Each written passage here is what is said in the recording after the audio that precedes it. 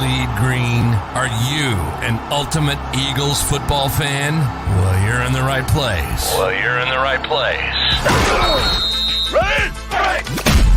This is Birds 365, hosted by the new Mac and Mac, Jody McDonald and John McMullen.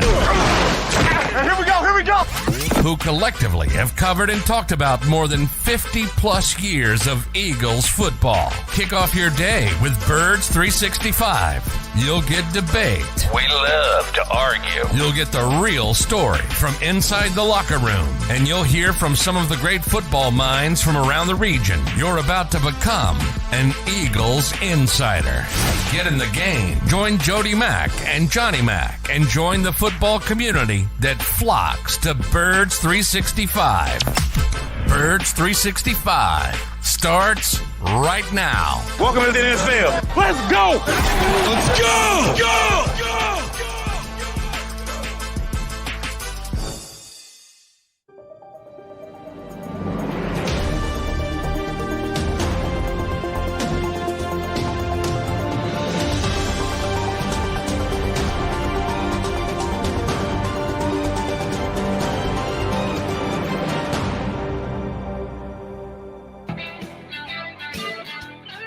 And a good Super Monday, Birds fans. It is the official Super Bowl week, and we'll be talking about the lead up to Super Bowl 57 all week here on Birds 365. Eagles, Chiefs in Arizona come next Sunday. And, oh, by the way, the Birds have landed, Johnny Mack.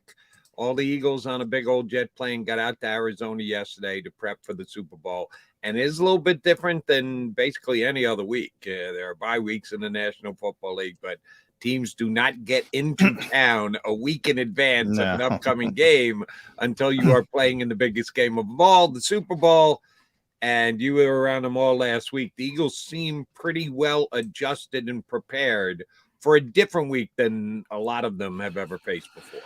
Yeah, it is different. And that's why, Nick Sirianni's been pretty steady throughout this whole process. Everything stays the same. Week 1 to Detroit, all the way up to the NFC Championship game. You can do that, basically. You can do that, but you can't do it in Super Bowl week because all of it is different. And as you mentioned, you're in there 1 week early. Go back to Super Bowl 52. Alshon Jeffrey had a great interview about that, wishing he could come into the game on like a normal week, Saturday. Like me, I'll be going in late for the game, but they got to go through all this rigmarole during the week. Starts with the photo ops of the planes landing and at Phoenix Sky Harbor Airport, and it kicks off from there, and it is different, and everything down to the game because you have the Super Bowl halftime show, which is such a big deal now. So it's much longer halftime than usual. Everything about this game is different. So you can talk about everything being the same, but it's just not. And they'll be prepared because I think Nick Sirianni's done a good job all year. He has prepared them for this moment, not necessarily the Super Bowl, but just the fact that that's what you're paid to do is adjust. That not everything. You like to keep everything the same and as structured as possible. And then spit happens, and then you have to be able to adjust and do things differently and do them on the fly. And for a lot of the Eagle players, there how many 6 or 7 guys, including a guy like Greg Ward, who's on the practice squad both times. Yeah. There's a handful of guys that have experience in it from just 5 years ago when the Eagles won the championship. That means there are a whole lot of guys that have never been through this before, so they're doing it and learning it on the fly as they go. But they seem like a pretty smart bunch and a pretty controlled bunch. So I just get the feeling, and maybe this is me with Eagle-colored glasses on, I don't think the fact that it is such a different week from anything else they've ever done before, I don't think it's going to have all that adverse an effect on this team. No, I don't really look at that kind of stuff as anything that's going to cost you a game or anything of that nature. I never look at it that much, but I do think there's a sort of adjustment period, but that can happen in a regular season game. You might have some hiccups early in the game, but once you get into the guts of the game, everybody tends to settle down. Then it becomes, who's going to play better on that particular game day. So I don't want to overstate it, but it is different. The Eagles have kind of mentioned, the last 2 years in the draft, they've kind of gone, Alabama centric and then Georgia centric, and those guys have played in every bit as big as a game at that level, because it is that big, and so maybe that helps a little bit as well. But yeah, I mean, I'm with you. That's not gonna decide this game, because Kansas City's in their third Super Bowl in 4 years. They're not just going to roll out the footballs and say, "Oh, Kansas City's been here before." In fact, you could spin it the other way. And, Patrick Mahomes, we all know how good he is and how good he's been. Hasn't played well in Super Bowls. Maybe there's pressure on him because the microscope is that much larger. And, this is the greatest passer rating of all time, who kind of not so much in Super Bowls. So maybe that creeps into his mind. So you can look at it a lot of different ways. I like your attempted spin on Mahomes. I'm not sure I buy it, but I like it. And he wasn't great in the Tampa game, but I cut him a whole bunch of slack there because their line was just absolutely decimated going into that game. And Tampa made his life a living heck. He didn't have one flat. No, Shaq Barrett had a big game. Yeah, they lost their 2 tackles. You and I talked about that on CBS. People don't look at the context of these things. They just kind of forget.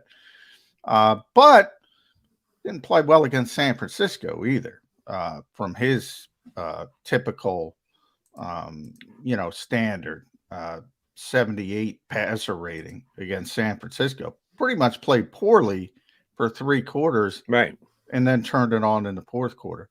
So you have this, whatever his passer rating is, and our buddy Jeff Kerr put it up this morning. You can check out his Twitter account. It's the NFL's best in history, 106. In Super Bowls, it's under 70. So, you're right about the Tampa Bay game. The Tampa Bay game was unique because they lost one of their tackles in the championship game, in the AFC Championship game, tore his ACL. And Mitchell Schwartz had been out for a while, but they didn't have either of their starting tackles. You rewind a year to San Francisco, though. No, they had no issues, and he didn't play well, at least compared to his usual standards. Except, as you just stated, he played well in the 4th quarter and won the football game, which kind of overshadows his ineffectiveness for the first 3 games. And sorry, Eagle fans, but I'll go out on a limb on this one. I'm going to say he's going to have higher than a 70 passer rating in the Super Bowl. Just a shot I'm going to take here. That's a good prop bet. I would go over as well. You would go over 70, 75, somewhere there about. Yeah, I think he'll probably do better. You're going over 106, though. That to me is the key. That's true. He over or under 106? That's his career passer rating. Right. I think he's under. Well, then if we split the difference between 70 and 106, that's about 88, 90. That will be a key for me. If he's 108, then you might be in trouble. Eagles could very well lose the game. If he's in that 90, 95 range, that's probably where the game is going to lie. A close game that is decided late. Yeah, I was lucky enough to have John McMullen on my CBS show yesterday. And one of the things I asked him about was something we talked a little bit about here on Birds 365 last week, and that is being prepped for a game like this. The Super Bowl is different than any other bye week leading up to a return to the field. But Andy Reid has been so good in bye weeks, and it stretches all the way back here to his start in Philadelphia as a head coach. For his entire career, he's 28-3 leading into bye weeks. I gave you the little offspring of that when the other team, the team that he's playing, is also on a bye week, he's only 2-3. So the Eagles also coming in off a bye. But if you're worried about the Eagles being able to handle this off week, and not all that many guys have done it before, at least leading into a Super Bowl, Andy Reid has. This is his 4th Super Bowl. A whole bunch of players on the Kansas City Chiefs have. This is their 3rd Super Bowl in the last 4 years. if the Eagles win this game, it's not going to be because Kansas City isn't prepped for it, Johnny. No, I agree with that. Yeah, you and I talked about that. That's a huge sample size, 28-3 coming off a bye week. And, the smaller sample size of not being successful when both teams are coming off a bye, Super Bowl would be an indication of that, is not as important to me because it's a small sample size. And that's why I brought up that Tampa game to you on the radio. People forget it gets lost in history. What was going on at that moment? Kansas City was really up against it. If you were a sharp, as my buddy, the Billy Godfather, likes to say, on the betting markets, you could have taken advantage of that situation because everybody thinks Kansas City's the better team, but they're all banged up. It's so important that I talk about all the time. If you can block people, you can score on anybody in this league. First-ranked defense, San Francisco. Second-ranked defense, Philadelphia. You can score on anybody if you can block people. The flip side of that is if you can't block people, you're in trouble. And because of the injuries, they couldn't block people. That to me is contextual, very important. So those small sample sizes, they don't matter. You can throw them out. But 28-3, that tells you, all right, this team's going to be prepared. This team is going to be ready to go. They're going to do everything possible. They're going to do everything the right way. And it's not going to be the New York Giants. It's not going to be the San Francisco 49ers with Brock Purdy and Josh Johnson. This is going to be, if you win the Super Bowl, you're going to earn it. That's what this game is going to be. Yeah, the best team in the NFC against the best team in the AFC. That's the way it's supposed to work out. And I think that's what we have right here. Both number one seeds, both with the best records in their respective conferences for the regular season.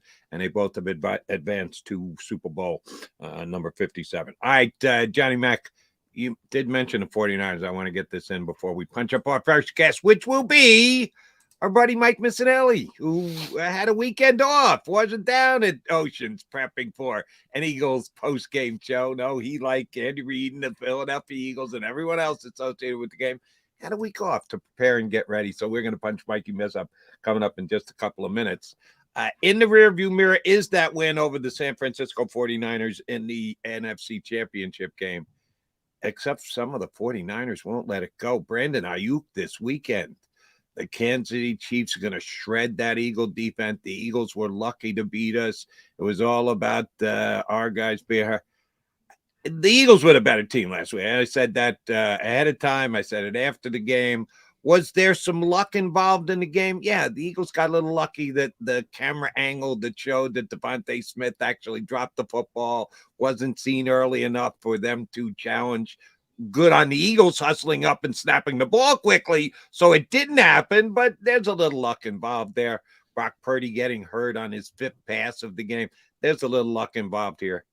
24 points of luck? I don't think so, Brandon. No, the better football team won the game. It's time to move on to 2023, not live in the sour grapes past that the Eagles are playing in this game and your 49ers aren't. Yeah, I mean, I think most of it had to do with the quarterback getting hurt. But again, I mean, it was a clean hit. It was a legal hit. And that's, a good pass rush by a good player. So that factors into it as well. I don't even consider, look, you fight all year to get the number one seed. Guess what? If you're at home and there's a bang play, they're not going to show the best angle on the scoreboard in stadium, Kyle Shanahan. So you got to do something. I don't consider that luck. I've said that from point one, and I'm a big Kyle Shanahan guy when it comes to play calling, play scheming. I'm not a big Kyle Shanahan guy when it comes to game management. There are numerous things you can do. You can call timeout. I said you don't use them anyway, because you have 4 delay of game penalties. You can call timeout. You can wait. You can wait and see. Maybe they take a look at it. The NFL's going to the sky judge sort of deep back, though. They won't admit, but they're doing it. And they keep looking at these plays in New York, and maybe they come up with the right angle. Maybe they overturn the play. I blame that completely on the head coach of the San Francisco 49ers. The fact that you think, the Eagles at Lincoln Financial, we're going to put up the immediate broadcast of Devontae Smith not catching that football. Stop. That's what you're doing. If it were in Santa Clara, the 49ers would have done the same thing. If they had the angle, they would have put it up for everybody to see immediately. That's what home field advantage is. So that part, I don't even give 10 seconds of thought. That's all on the head coach. All on the head coach. Should have called timeout. Should have thrown the red challenge flag. Should have done something. Again, he doesn't use the timeouts anyway, so who cares if you lose the timeout? Now, the part about the quarterback getting hurt, it was only 6 plays. But I think that play where Brock Purdy got injured was an indication why the 49ers were not going to win that game. Would have been closer. But guess what? It's a play action. That's the Shanahan offense.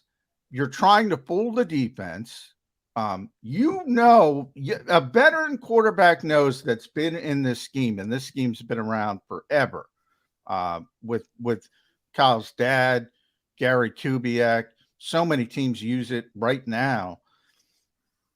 Part of that play is the quarterback has to know there is a situation where a potential pass rusher could be bearing down on you, and you have to get rid of the football.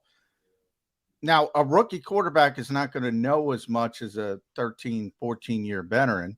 That's part of it. That's part of what happened. But guess what? That wasn't changing. Even if he scraped himself off the floor, that kind of savviness is not going to happen. They were not going to win that football game. Now, NFL football is very emotional. You see it with the fans. Brandon Ayuk is upset. He's upset they lost the game. And he thinks they lost the game because they lost their quarterback. They lost the game. They were going to lose the game anyway. They were, Joey. That's the way I saw it. And the whole complaining about not showing the picture on the big screen down at that's ridiculous. That's just ridiculously and asinine. That was a pretty stupid statement by Shanahan. Could they have potentially, if they had taken the timeout, as you suggested, maybe seen the replay by the time they snapped the ball for the next play? Maybe. So, yes, I put it on Shanahan too, but even more so the idiotic stance of, well, they didn't get it up there on the Jumbotron fast enough. Stop it, coach. You're smarter than that. You knew that had no chance of happening whatsoever. Don't know what the date is, but we know that the San Francisco 49ers are coming back into Lincoln Financial Field again in 2023. Schedule is already out for next year, and because they both finished might be some post-traumatic stress syndrome there for the 49ers. My God. And or a little revenge. We'll see how it plays. But, Brandon, you've got all off the season to think about it, big guy. The Eagles are kind of busy this week. They've got a game against the Kansas City Chiefs in Super Bowl 57. He's John McMullen. I'm Jody McDonald. We are the Mac and Mac Birds 365 guys. Our first guest of the week leading up to Super Bowl 57, starting off on the right foot, is our buddy Mike Missanelli from the JAKIB Media post-game show down at Oceans. That's where he'll be next Sunday. He's here with us on Birds 365 next. Post-game show with Seth Joyner. I knew that they had a running game. Derek Gunn. He has put in the effort. Devin Caney. Had we not won the Super Bowl, what would we be saying? And Mike Missanelli. Well, you know who Philly is. Post-game, now streaming on the 6ABC family of apps.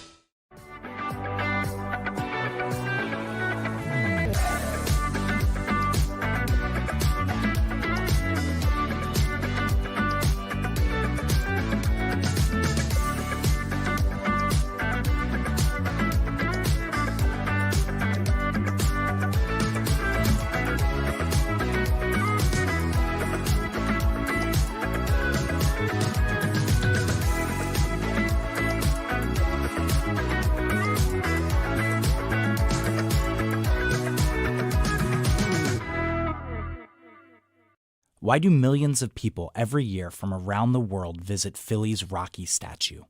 You want to tell me the sky is burgundy with green stripes and yellow polka dots? I'll meet you on that. But you're never going to convince me Rocky is anything other than the pure greatness that it is. Never going to happen. Join me, Paul Farber, for WHYY's The Statue. We're going on a journey to explore the biography of the Rocky statue.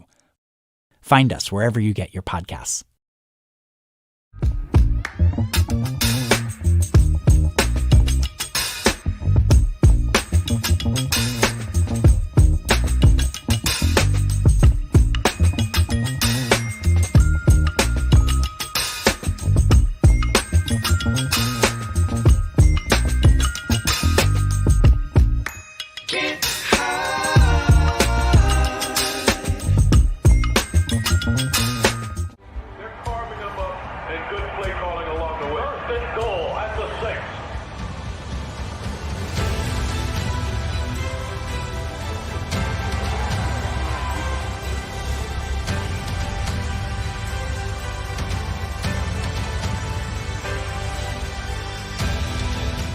field of life, First Trust Bank is there for you.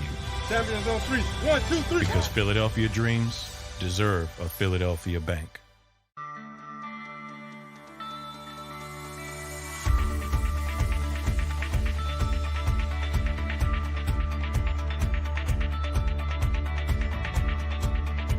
Hi, I'm Jim Muehlbronner, Managing Partner at Del Valle Insurance Group.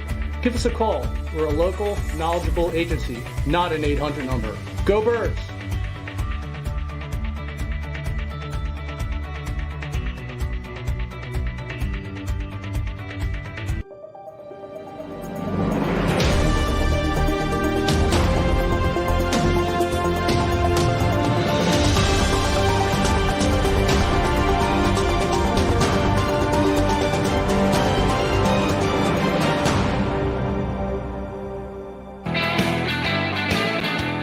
It is a Super Monday here on Birds 365 because the Super Bowl is coming up in now just 6 days. It is dragging. The 2-week wait is getting to us, but we are getting that much closer. We're down to just 1 week, couple of days, as a matter of fact. You know, help us get there to start the week off. Friday is our first guest of Super Week. That would be our buddy Mike Missanelli from the JAKIB Media post-game show right here on the JAKIB Media YouTube channel. Mikey Miss, what'd you do with your down weekend? You know, I'm glad you brought that up because yesterday I was really struggling and there was nothing on it. And I found myself in. What do you mean Pro Bowl games, Mike? Well, yeah, I believe it or not, got into PBA bowling yesterday. Yeah. Ooh. The bowling was on. It was on Fox. And I remember in the old days when Chris Schenkel used to do the bowling on Sunday. So, like, I kind of got back into it. But, you know, it's weird the way that bowling is set up where the guy who's the 5th seed has to win like 100 matches to get to win the championship. And by that time, I'm thinking the right arm's got to be tired, right? Yeah. You know, our buddy, I don't know. Do you know Nick Fierro used to cover the Eagles? Yes. Yeah, I knew Nick very well. Nick is a former pro bowler. Really? Yeah. And our own Jeff Kerr, I know, is a tremendous bowler. Once bowled a 300 game. There's some bowling. Wow. I used to bowl in a league as a kid, like when I was 14, but the bowling style is different now. They roll it with 2 hands. Like, it's, you know, they used to had the clockwork delivery where you take it way back. These guys now do it with 2 hands and they spin it. And but they're magical at it. So I was highly entertained by the bowling, but not much else. Because then I started to watch Penn State basketball, and they got beat by the Japanese Steph Curry yesterday. A kid from Japan lit him up for 30. Some 5'10" kid from Japan lit him up for 30. So I was really struggling yesterday to watch stuff. That's funny. I like the bowling. That's like Rick Barry with the underhand free throws back in the day. Yeah, I like guys. people. Yeah, these guys have a new style of bowling where it increases their speed and their spin. And I don't know. It's, you know, everything evolves. All right. Some PBA knowledge from Mike Missanelli. But let's get it back to the important stuff. I guess we'll start with Jody and I were talking about Patrick Mahomes. So, you know, this best player in football, you know, all-time leader in the NFL when it comes to passer rating. He's been unbelievable. But Mike hasn't played well in Super Bowls. You think that can have some, this is the biggest stage, right? Had 2 subpar games, at least by his standards. Can that creep into his mindset? You know, this game, John, is so difficult to call because you would think the Eagles would have the edge with their offensive and defensive lines. But this kid makes so many fluky plays. Like, I'm thinking, okay, even if Reid gets through, chases them around, it's almost the worst thing because he finds something out there and he gets those chunk plays that you at least expected. So, you know, you can analyze. I mean, there's a lot of stats that you can analyze here to give the Eagles the edge. Not the least of which is there's this one stat I saw where if the number 1 passing defense goes against the number 1 passing game, the defense wins by an average of 31 points. Now, I don't know how many times that's happened, but that's pretty significant. because that means you're getting enough heat on the quarterback. You're getting enough coverage where he's going to make mistakes. I don't know if this guy makes mistakes. So I mean, I don't know how to call this game. I really don't. But let me ask you about that Eagle coverage, because I've asked everybody we've had on this show, any of my other shows, because I honestly don't have the answer. Watching the Chiefs, certainly watch them in the playoffs, catch them during the regular season. They lose Tyreek Hill during the offseason. So you know that on any given play, Patrick Mahomes' first choice is throw it to Travis Kelce. And his second choice is probably throw it to Travis Kelce. And his third choice would be, let me see if I can throw it to Travis Kelce. Yet, like 10 times a game, Travis Kelce is wide open. There's one thing to get open and go up and make a 50-50 contested catch or a phenomenal throw. Like 8 out of 10 are him standing there by himself, and Mahomes just hits him in the chest, and he makes 13, 14, 15 yards. How the hell does this guy get this wide open when everybody and his brother knows, Mikey, they're going to try and throw it to Travis Kelce? It's a pretty amazing thing, and it's a significant part of this game. So if you look at it, if Reddick can get pressure, do they think about keeping him in a little longer before he goes into the pattern? So like he has to chip. I mean, that to me is there are two advantages for the Eagles. One, that one, and also C.J. Gardner-Johnson, I think is a really good player, and I think they'll be able to cover him better than a lot of teams will. So to me, that's an advantage the Eagles have in this. But you're right. I mean. And they're down to the hyphens, catching passes at wide receiver.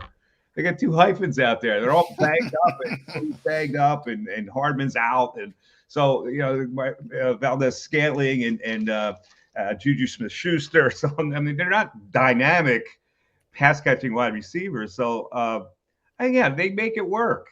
It's phenomenal. Well, and let's talk about the guy who makes it work. Andy Reid. So we all know Andy. We're very familiar with Andy. He's gotten better in Kansas City.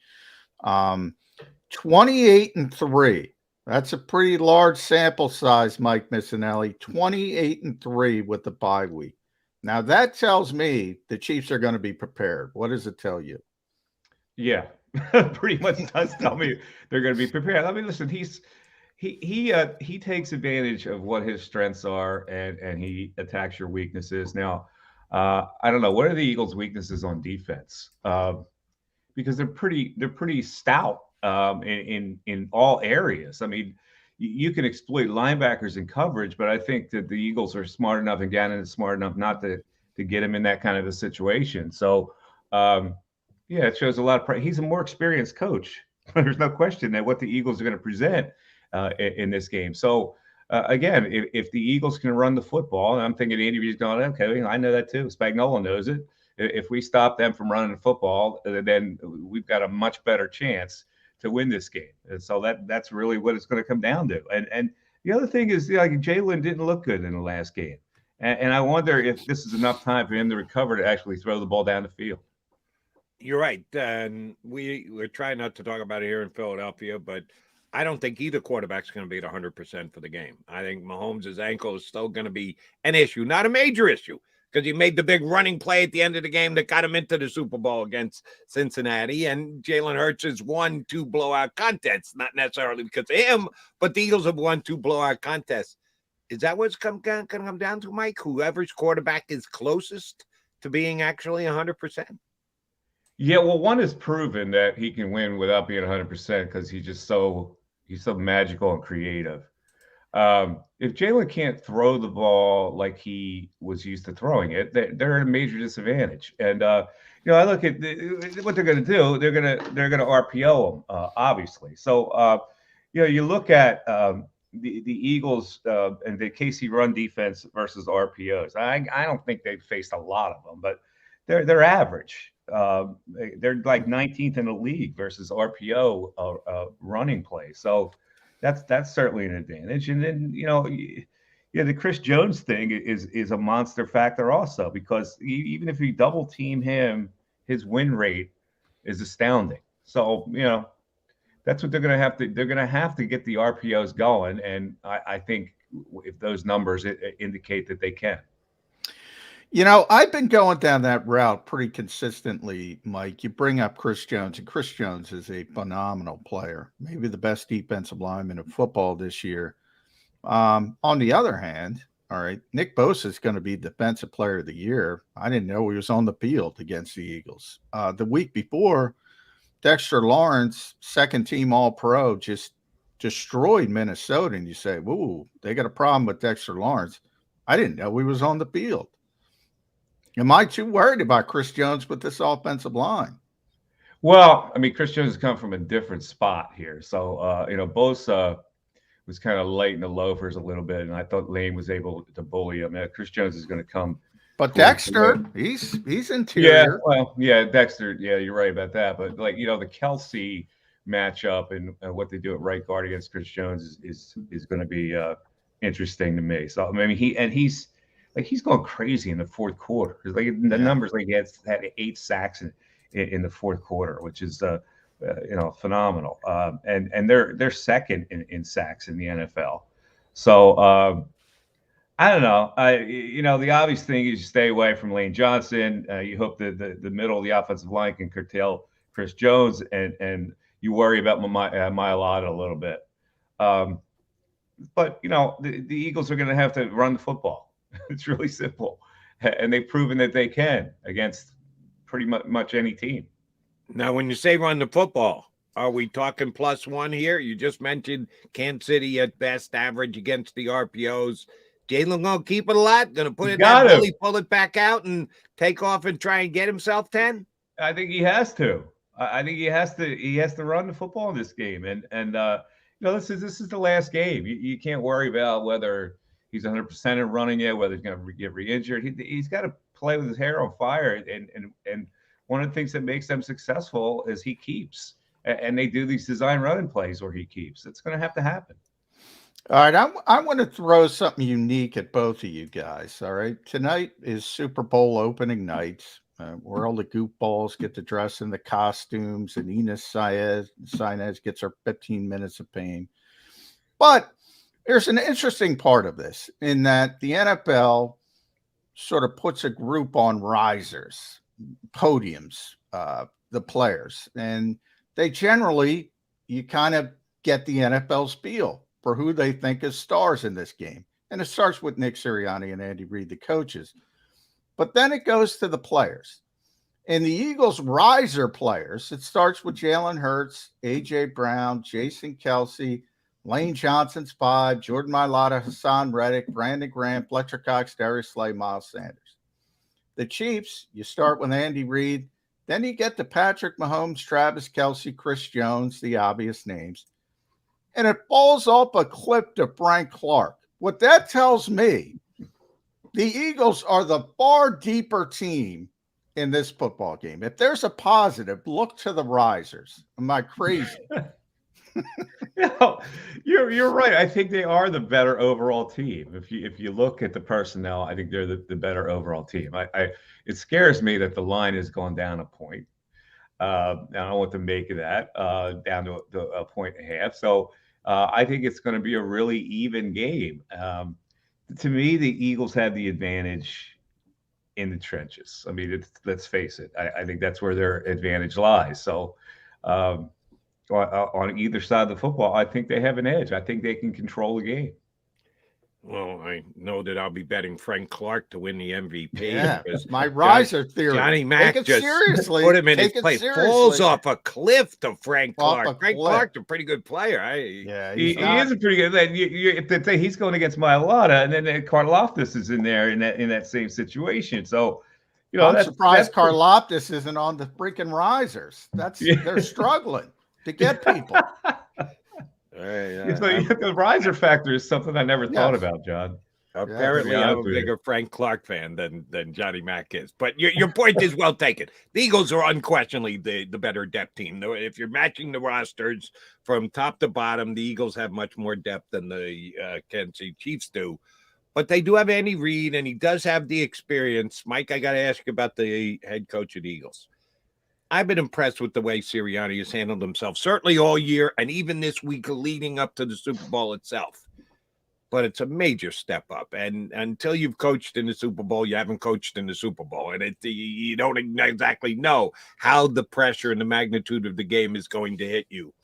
How comfortable do you feel with this second-year coach coaching in the Super Bowl against the guy? Hey, 5 years ago was Dougie P against Bill Belichick, and I was going like, uh-oh, this could be problems. And we know how that worked out. Should we feel the same about Sirianni against Andy Reid? I mean, I guess they're the favorite team. I would think that would be a major factor.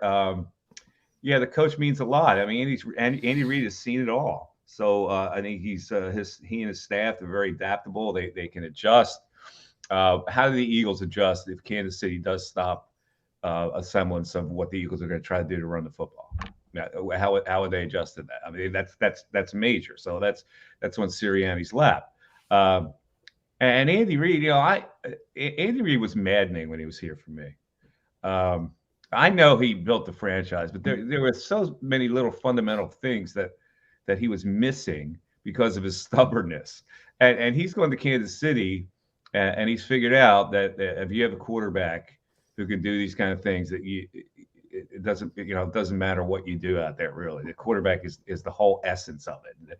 The fact that he replaced Tyreek Hill this year and just went on with, and then he finds Pacheco out of the blue, and he finds people, and I was talking to Brian Westbrook about that, and he says his whole thing is he gets guys in space by okie doking you the other way, and he puts his playmakers in space, and they make plays for him. And that's basically what he did with Westbrook back then, and he's done it at a higher level in Kansas City. But you remember the days when he was here, he didn't need wide receivers. He didn't need this. He didn't need that. It was maddening. He didn't need to run the football. And so against I remember one particular game against Cincinnati where they had the worst run defense in the league, and he threw it 63 times. And he made you crazy here. But now he's just like he's a Hall of Fame coach. He goes to Kansas City. He there wasn't that Philly pressure, and he's evolved into a classic Hall of Fame Super Bowl type coach. So yes, they would have the edge in this game coaching wise. Yeah. So many storylines in this game, Mike, as a whole. Andy, as we know, is already the winningest coach in Eagles history. If he wins this game, he becomes the winningest coach in Kansas City history. So to do it at that kind of level, yeah. You got to give him a lot of credit. I mean, he was here. I remember doing a show. He was the longest tenured coach without winning a Super Bowl. I think there were two guys. I think Jeff Fisher was first, and Andy was second, and yet he was still a good coach, and that thing bogged him down so much, and he thought he had the quarterback to do it, and in the most the most important moments they just didn't get it done in NFC title games, and now it's like he doesn't have any of that shadow that follows him. He's Andy Reid. He's doing freaking State Farm commercials now.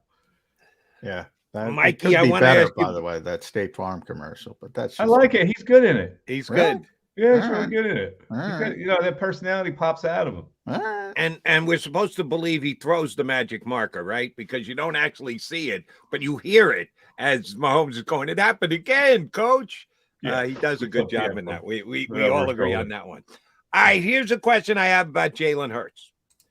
Had a great year, unbelievable step up, gonna get paid $45 million per. We know a lot of the ancillary stories with Jalen, but I'm just talking about next Sunday. This year, as good as he's been, and he's been great. He's the runner-up MVP to Mahomes, and shoot, maybe even steals it. Doubt it, but I give him a shot. He hasn't been in that many games, Mike, where he's had to rally the troops down at least a touchdown, maybe more. They have the 2 easy playoff wins. Yeah, they got beat by Dallas, but he wasn't even in the game. They had the ugly game against the Commanders early, 4 turnovers. Not really all his fault. He wasn't the one who got tackled from behind. Quez Watkins got to put the ball away. But the Colt game is the only one where he really came from behind, led the team. If they fall behind by 10 points going into the fourth quarter, can Jalen Hurts rally this team to a victory? That's a major point that you just hit on, Jody, because you're right. They have had control of most of the games, and in the playoffs, let's face it, they by circumstance or whatever, they really had the easier road, and they haven't been stressed out that way. Kansas City's going to score. When you least expect it, they're going to score. And they may get ahead early. And so there's where Sirianni comes into play. Does he have the patience to just grind it along and do what they do?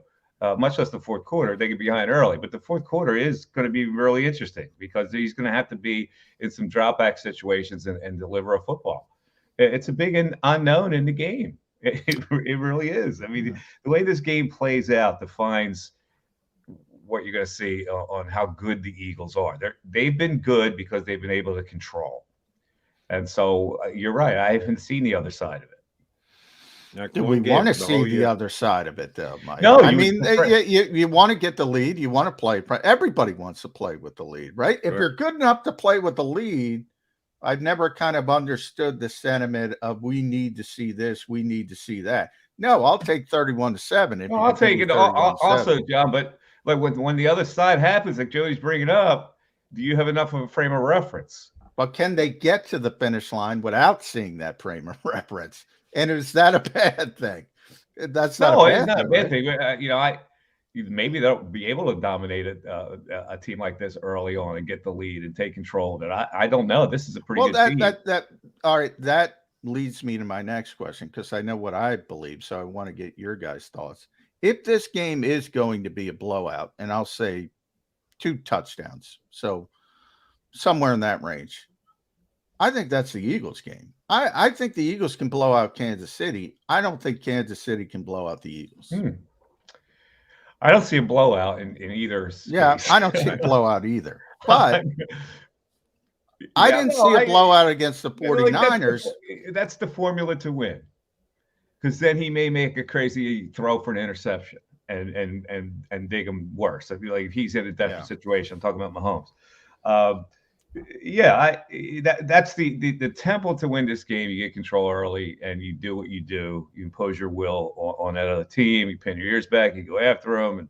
But going after this guy is weird because it doesn't matter. I wouldn't recommend that. The blitzing fans, put that in the back pocket. You can't blitz him. No, you can't blitz that in the back pocket. He tears up a blitz. Like last week, he tore up a blitz. Tell Seth to put it in the back pocket this week, Mike. This is not the week to blitz. And you hit on it like with this influence. They lose this game with this influence, his marketability. Who? As far as signing him to the next deal, if you represent him, would you bet on him for another year, or would you because the Eagles are going to try? Burrow's going to get $50+ million. In this particular situation, so that value is going to go up. Does Jalen take $40 million right now? 40 plus. Joe Banner put it out. He put it at 47 to 52.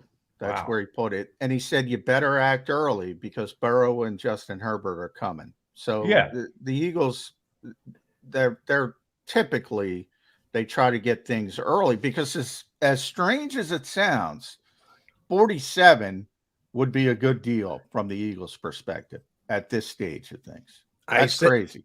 I said with your friend of mine, everybody's friend, Glenn Macno on WIP yesterday, and we're all old enough to appreciate this.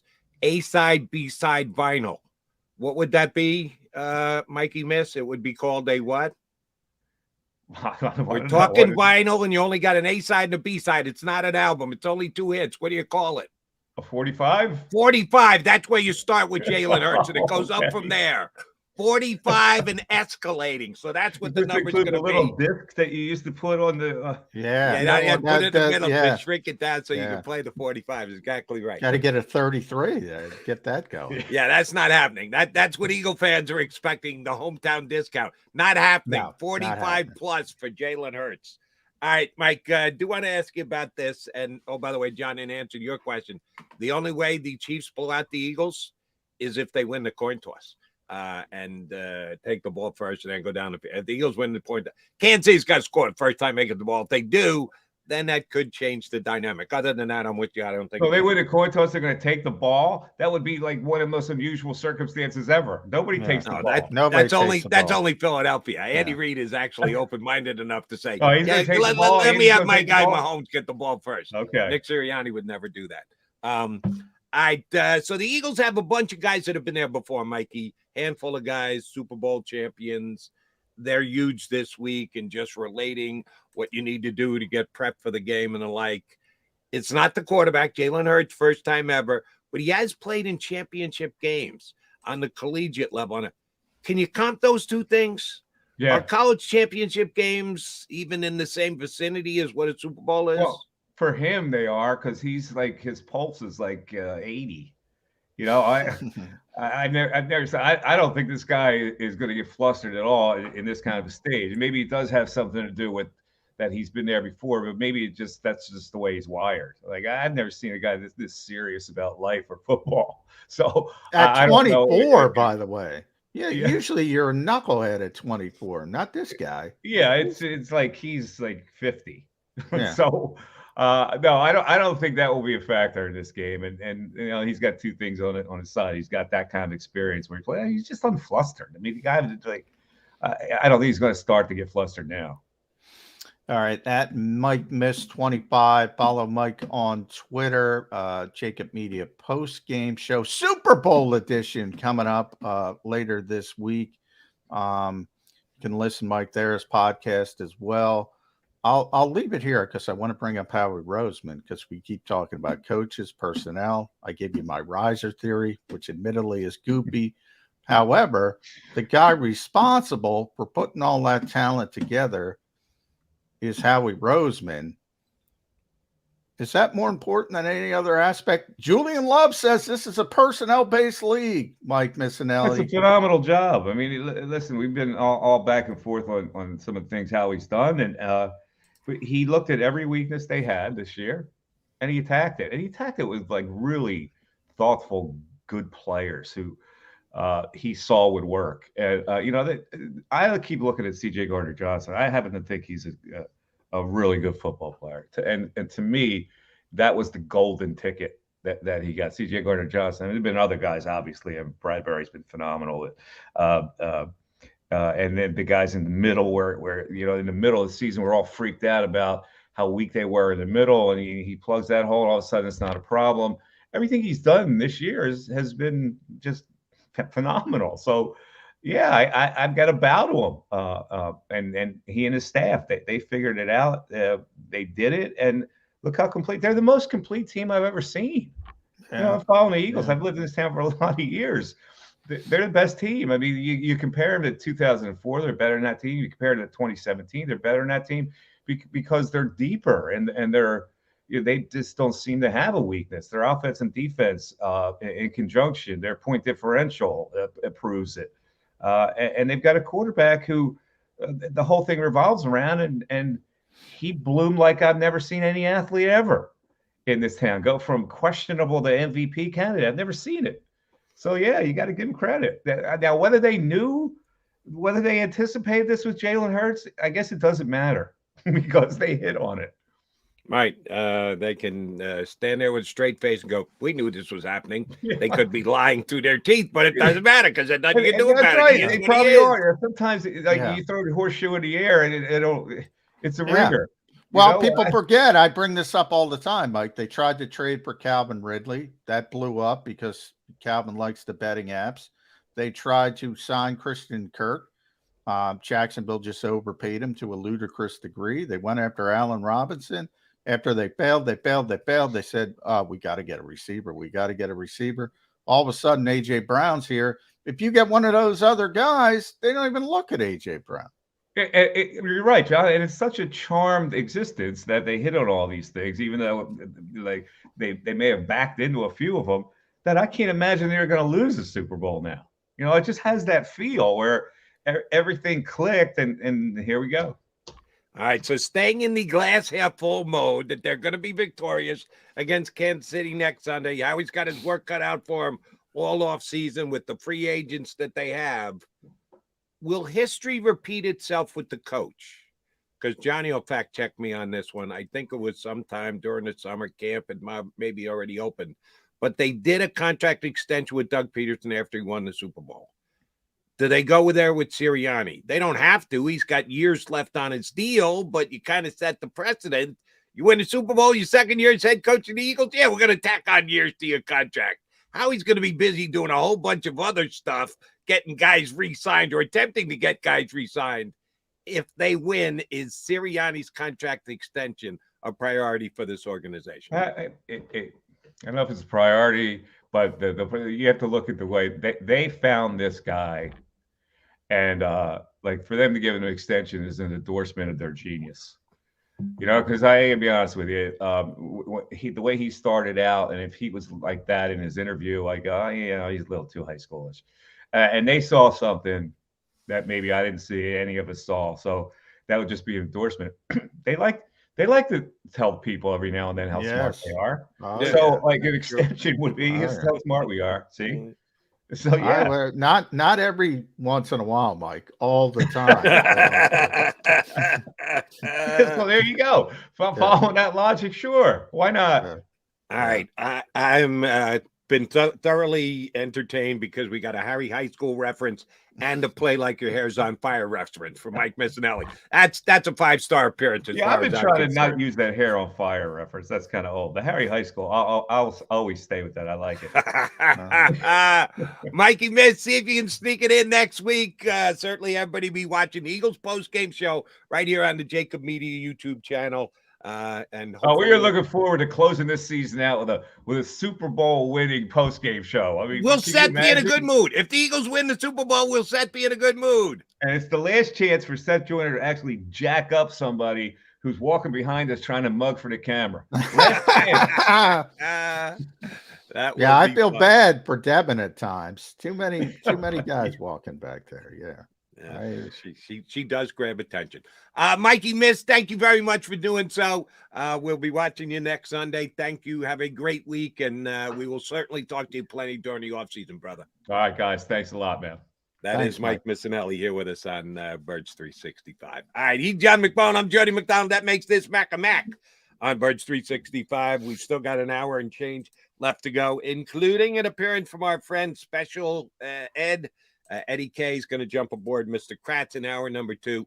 Come back. I want to run something by John. I had a chance last night after talking to maybe my best guest, John McMullen on CBS Sports Radio. Had another guest who knows one of the Eagle players pretty well. I'll give you the details on that when we come back next here on Birds 365. The greatest fans on earth. It's a bold statement, but would you expect anything less from Philadelphia? 58 years of heartache creates a toughness, a grit, a resolve not found in most. Sure, our prayers were answered, but now that we've had a taste, we're looking for more. Pondley Hockey, official partner of the Philadelphia Eagles. Go for the beers, go for the cheers, go for the hit and the hits, go for the scene, go for the screens, go for the gallery. Go for the win. Go to Ocean.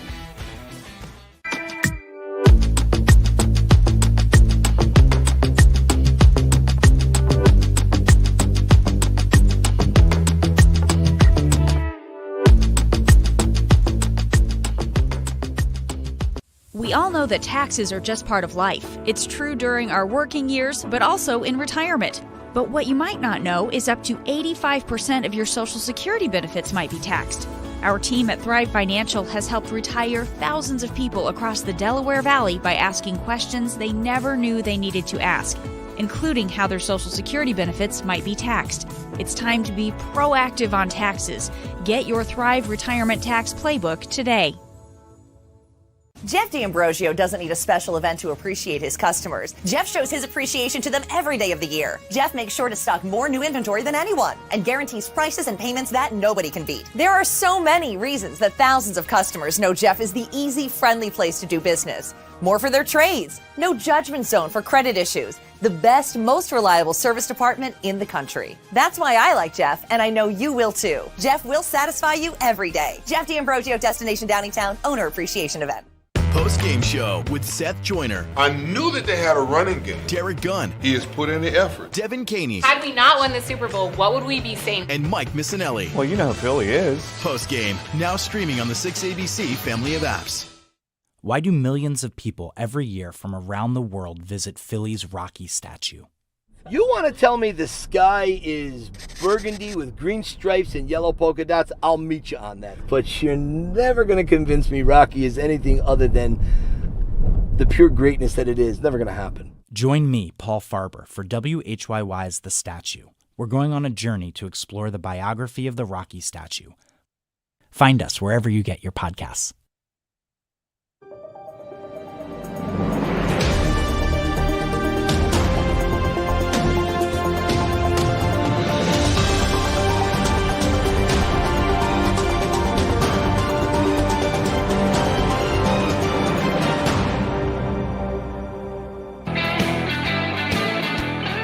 Johnny Mac. It's Mac and Mac Birds 365. We thank Mikey Miss for jumping in with us.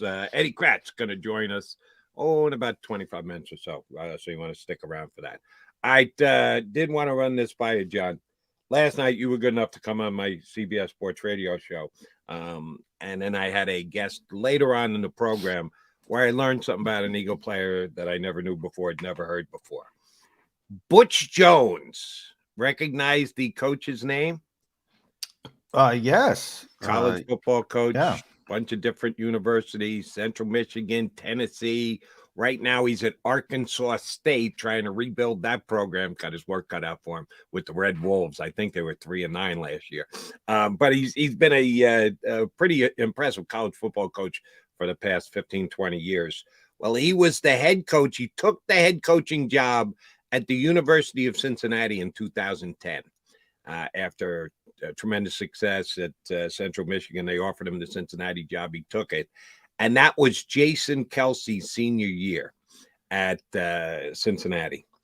And he told us this tale last night that shortly after he got there at Cincinnati, he's got a knock on his office door, and in walks Jason Kelsey, and he says, "Coach, I'm not sure I'm going to be big enough to play in the National Football League, and I want to play in the National Football League. So I really want to think about changing to linebacker." And the coach had watched film on Jason, was just getting to know him, hadn't coached him before, knew that he was a real respected guy in the locker room, but knew that he needed him on the offensive line. He just looked at him and said, "Yeah, not happening. Jason, we're going to help you put on those 10 or 15 pounds. You're going to need to play center in the National Football. We got complete faith in you that that's going to be the case. No, you won't be switching to linebacker. You're our center. You're staying at center. We believe we can make you into an NFL center, help you get there. Yeah, you're not going to be moving." Can you see Kelsey playing linebacker?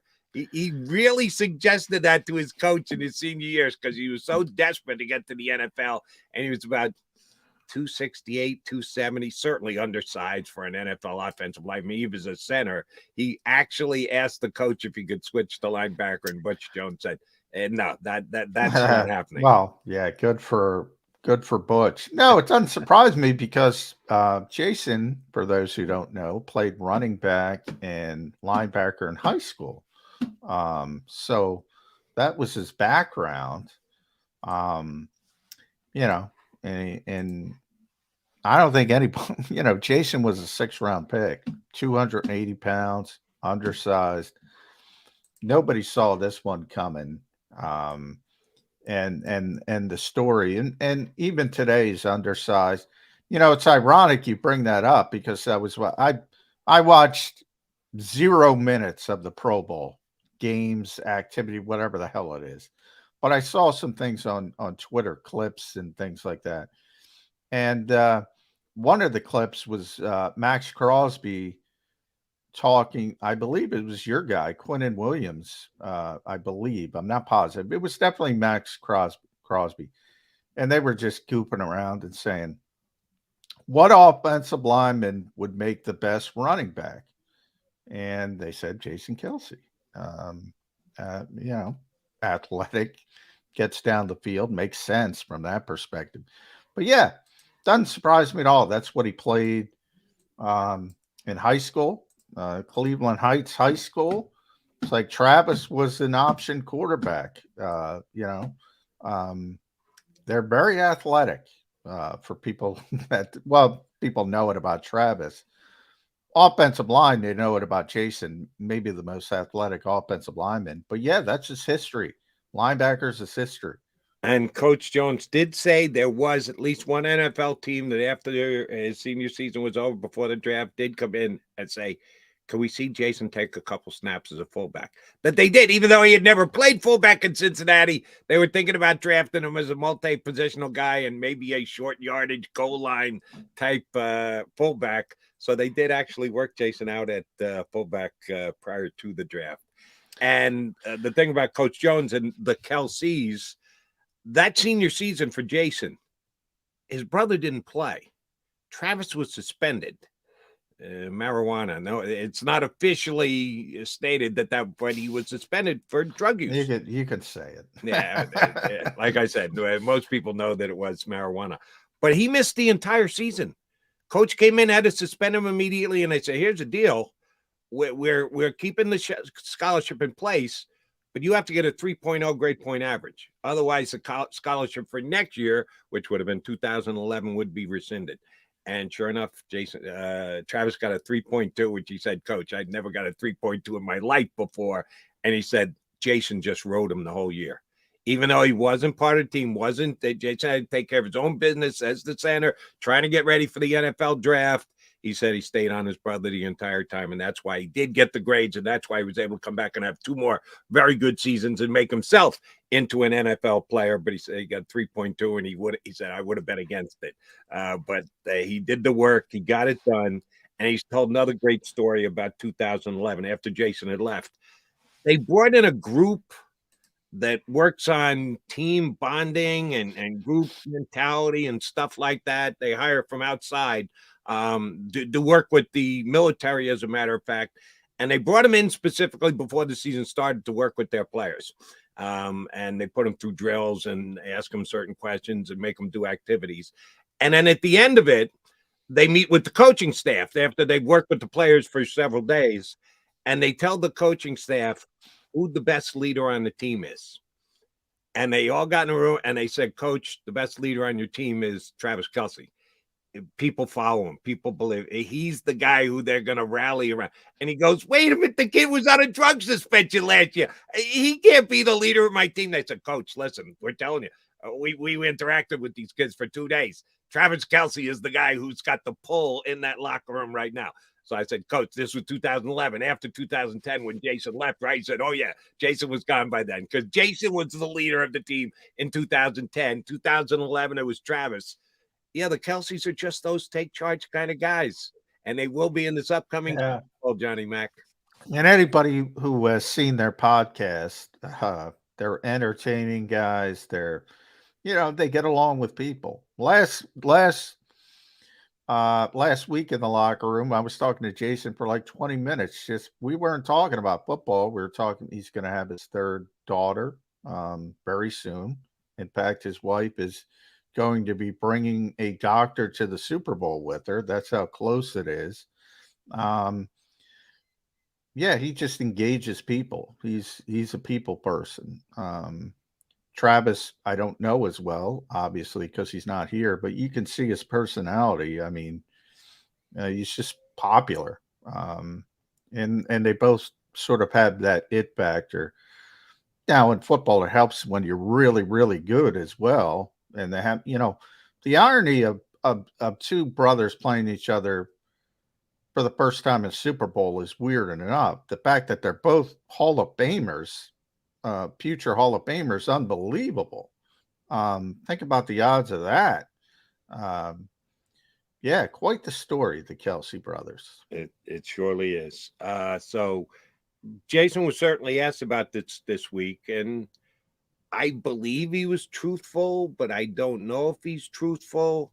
He said the outcome of Super Bowl 57 will not be the determining factor as to whether he's coming back as a Philadelphia Eagle next year, that he will make that decision after all is said and done and Jason has waited on it when Eagles have had to wait patiently, Eagle fans with him as he makes his decision. He's been doing this I could retire thing for about 5 years now.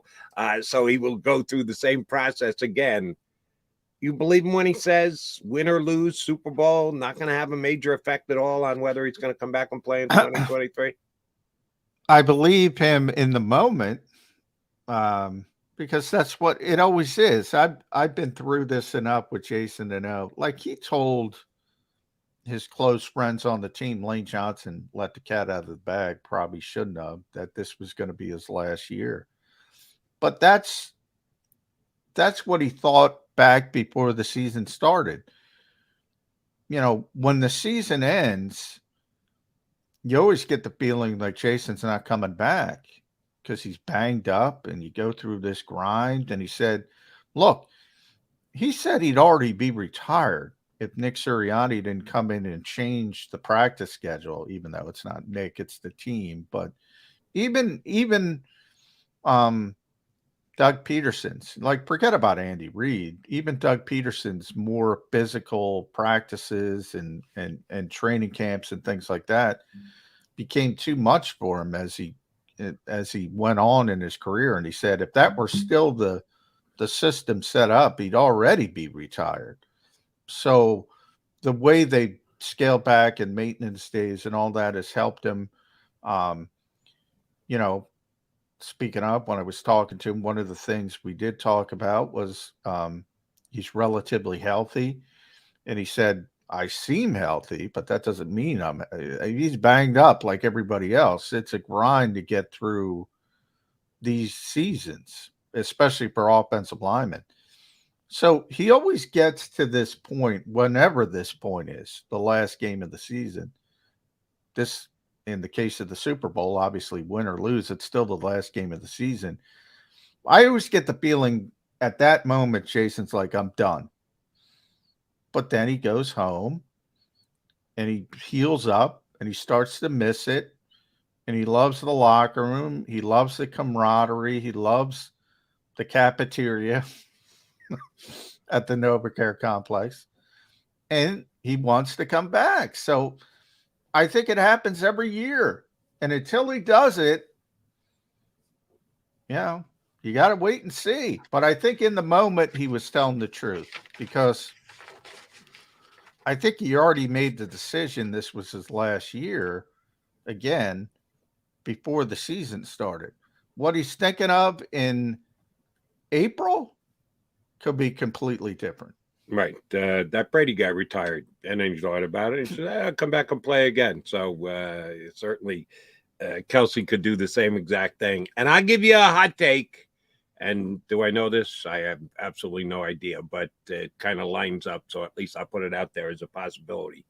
One of the individuals who might be key in talking Jason Kelce into playing another year would be his brother Travis. Because if the Eagles can beat the Kansas City Chiefs this week and Jason decides, all right, I'm getting away, getting out on top, a guy like Travis could go, hey, best 2 out of 3. All right, you got us this time, but we're going back again next year. Don't know about you and your buddy Eagles there, but we're going to be back in the Super Bowl again next year. So if you want to give me another shot at you, brother, I'd certainly like to take it.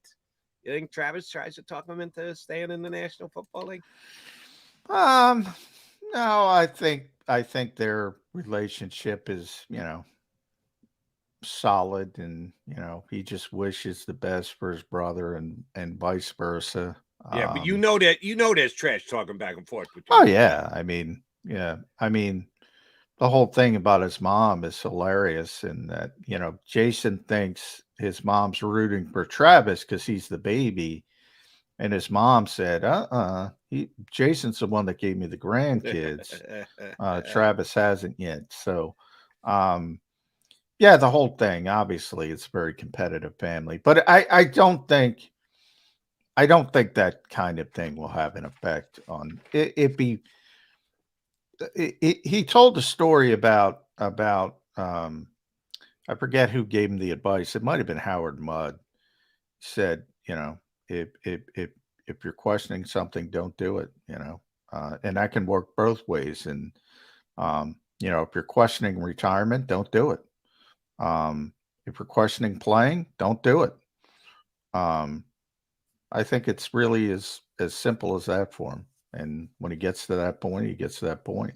No, we shall. But he did say, Jody, I can't imagine not wanting to play football. And Jeff Stoutland said, it'll come. I don't know when, but it'll come. I thank you for segueing into the next thing I was going to bring up. The only truly real hard news that came out of the Eagles last 24, 48 hours is the fact that the best positional coach in the National Football League is staying put.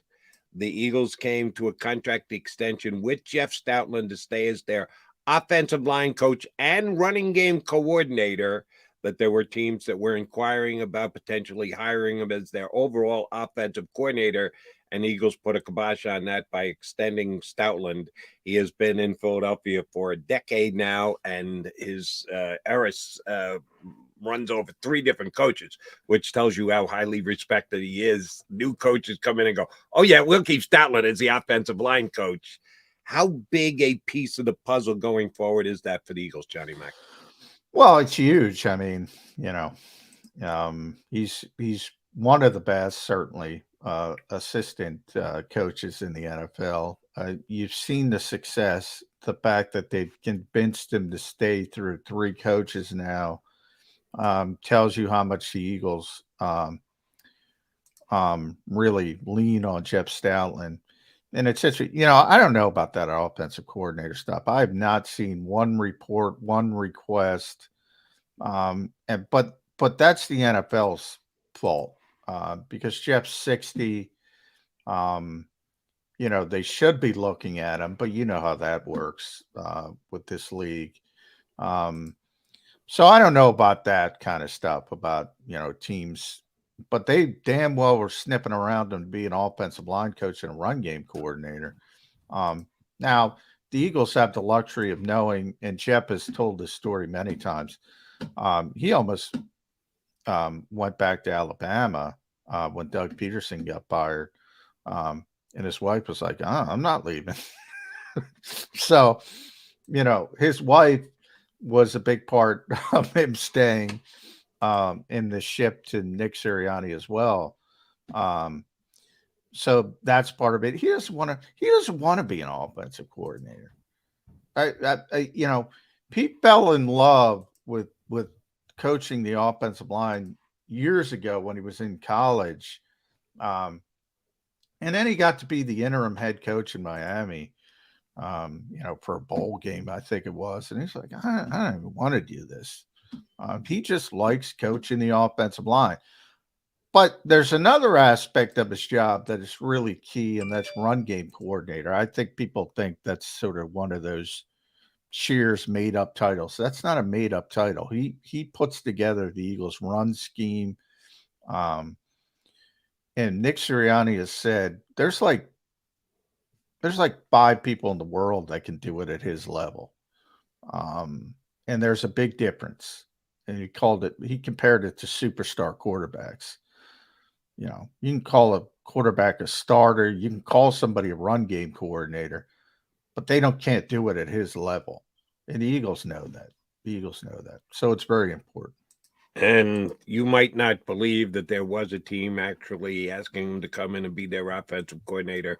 And you might be right. And Stoutland may have no desire to become a team's offensive coordinator. You might be right about that.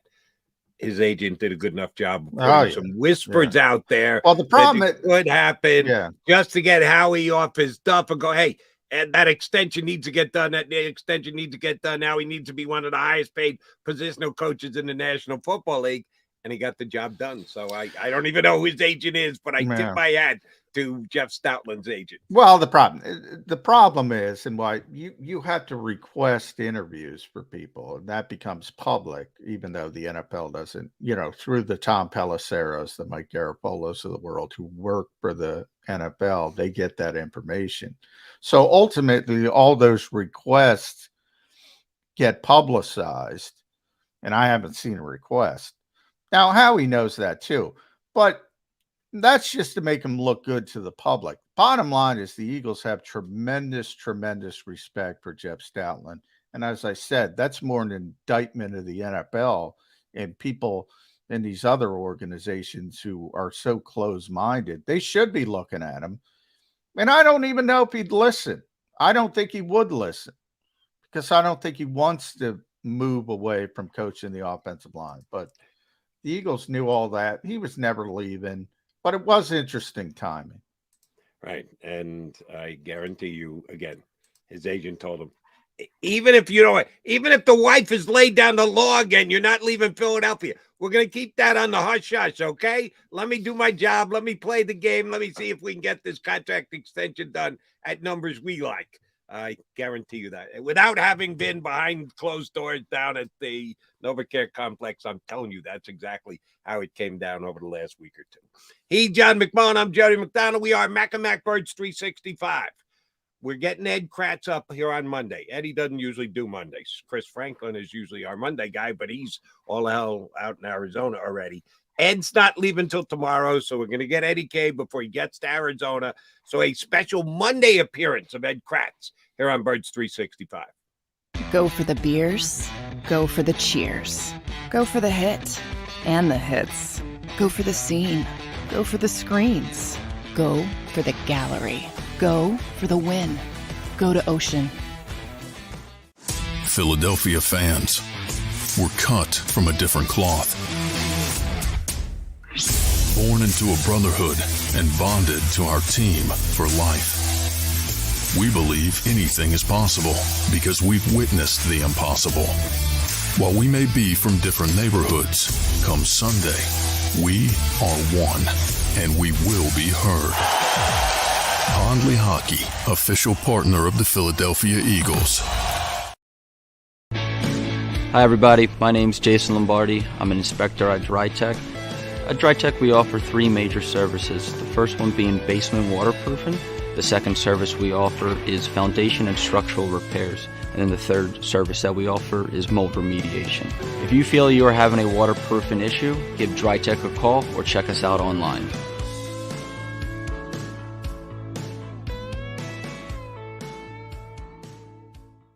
Why do millions of people every year from around the world visit Philly's Rocky statue? You want to tell me the sky is burgundy with green stripes and yellow polka dots? I'll meet you on that. But you're never going to convince me Rocky is anything other than the pure greatness that it is. Never going to happen. Join me, Paul Farber, for WHYY's The Statue. We're going on a journey to explore the biography of the Rocky statue.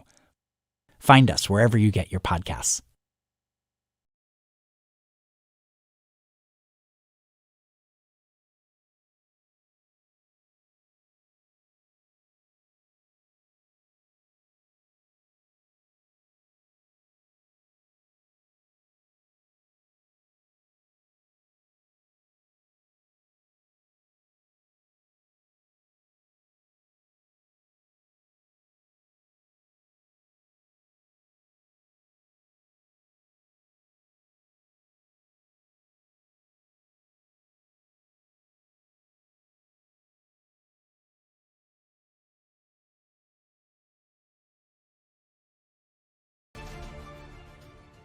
Post-game show with Seth Joyner. I knew that they had a running game. Derek Gunn. He has put in the effort. Devin Caney. Had we not won the Super Bowl, what would we be saying? And Mike Missanelli. Well, you know who Philly is. Post-game, now streaming on the 6ABC family of apps.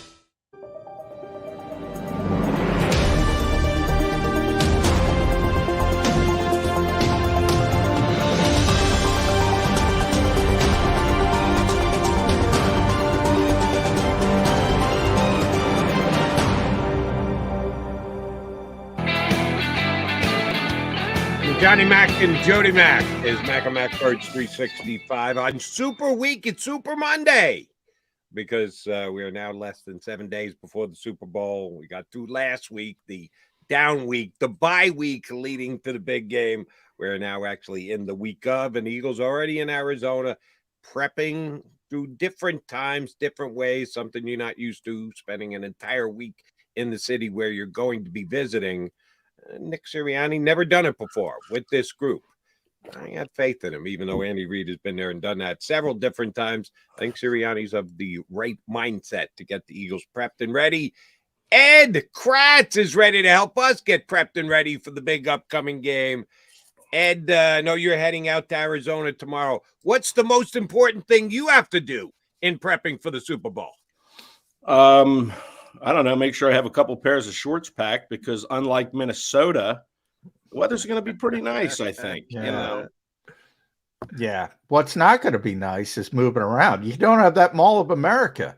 Yeah, you don't have just walk across the mall for player availability yet. Yeah, but that walk was an adventure, John. If you remember, there was a 15-foot pile of snow in one corner that you had to scale like a mini Mount Everest, and then there were slippery spots with ice in the parking lot. So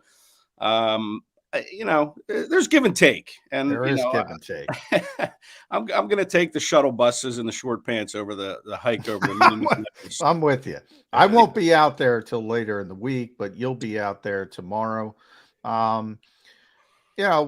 We started. Jody was just talking about the coaches, and it's obviously an interesting matchup for a number of reasons. Obviously, you have experience versus a young coach.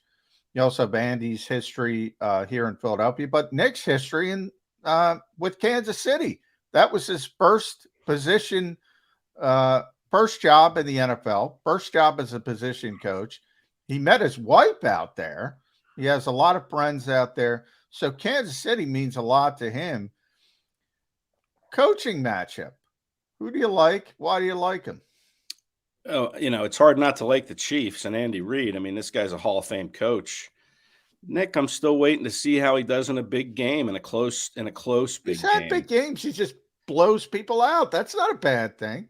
No, it's not. And if they play to their script all season, it'll be a blowout, and we won't have to worry about Nick's coaching decisions. But I'm not sure it's going to play out that way. But Reid and his staff. I mean, there's a lot of experience on his staff too. You mentioned Nick meeting his wife in KC. Well, Spagnuolo met his wife when he was working in Philadelphia, and he's still married to her. They still come back to Philadelphia a lot. They have a place here. His wife still works, and she does some work in Philadelphia. So, that's even more interesting when you think about it, is Sirianni met his wife in KC when he was there, and Spags met his wife when he was in Philadelphia.